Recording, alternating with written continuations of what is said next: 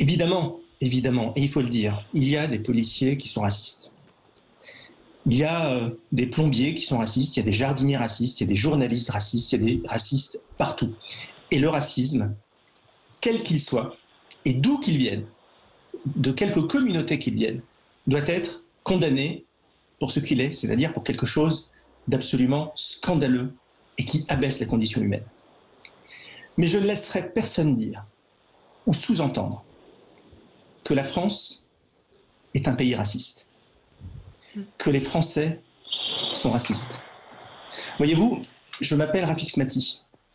Je suis né en Algérie. Je suis arrivé en France à l'âge de 2 ans. Durant tout mon parcours, que ce soit mon parcours scolaire dans l'école de la République, dans mon parcours entrepreneurial, dans mon parcours politique, je n'ai jamais été confronté aux questions de racisme. Jamais. J'ai avancé, j'ai réussi professionnellement, j'ai créé des emplois, j'ai réussi dans mes études. Je n'ai jamais été confronté au problème de racisme. Ça ne veut pas dire qu'il n'existe pas, mais ça veut dire que j'ai acquis la certitude au fil du temps que le pays dans lequel je grandis et qu'aujourd'hui je veux aider n'est pas un pays raciste. Et que s'il y a des racistes ici ou là, et il y en a, et nous devons le dire, eh bien ce sont des crétins qu'il faut punir, parce que ni le racisme, ni l'antisémitisme, sous toutes leurs formes, n'ont leur place dans notre pays. Donc quand j'entends un ministre de l'Intérieur laisser sous-entendre que la France, la belle France, celle qui est encore amenée à rayonner dans le monde, contrairement peut-être à ce qu'il souhaiterait, cette belle France serait un pays raciste, eh bien je m'inscris en faux, et plus que jamais, cela me donne envie de me battre pour elle. On a juste vous lire Daphné qui nous dit: vous croyez que les gens méritants et discriminés sont que des populations de couleur ou habitants des cités? Chez nous, en campagne ou dans les régions, si on n'a pas de réseau et des connaissances, les places nous passent sous le nez. Arrêtez de dire des lamentations. Donc voilà, donc il y a... Oui, Rafik Smati. Oui, je pense que c'est une erreur et c'est un amalgame assez malsain que de considérer que toute la question des inégalités dans notre pays doit être analysée sous le prisme du racisme. Il y a évidemment des inégalités dans notre pays. Et je vais même vous dire, il y en a sans doute plus dans certains quartiers, ce qu'on appelle les territoires abandonnés de la République, il y a des inégalités. Mais si ces territoires sont ce qu'ils sont, c'est parce que l'État, c'est parce que la République a décidé de ne pas prendre ses responsabilités et de les déserter.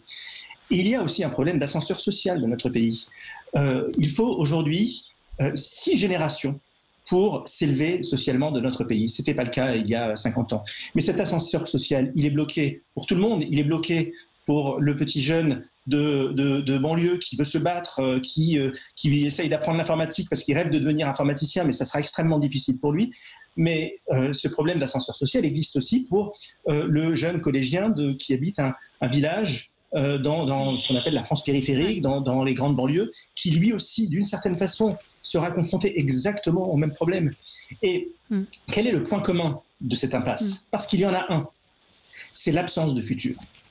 Quand une nation a renoncé à l'esprit de conquête, lorsqu'une nation a renoncé à la grandeur, lorsqu'elle est plus capable d'entraîner toute la jeune génération, quelles que soient ses origines et ses religions, autour d'un récit collectif entraînant et galvanisateur, eh bien voilà ce que ça crée. Et donc la seule solution, et c'est la plus dure évidemment, c'est d'en sortir par le haut, c'est de recréer partout, dans nos villes, dans nos campagnes, dans les cités, dans les centres-villes, une envie de France, parce que ce n'est pas un grand mot. Réussir à démontrer qu'il existe un projet collectif qui surpasse tous les autres, c'est la République française.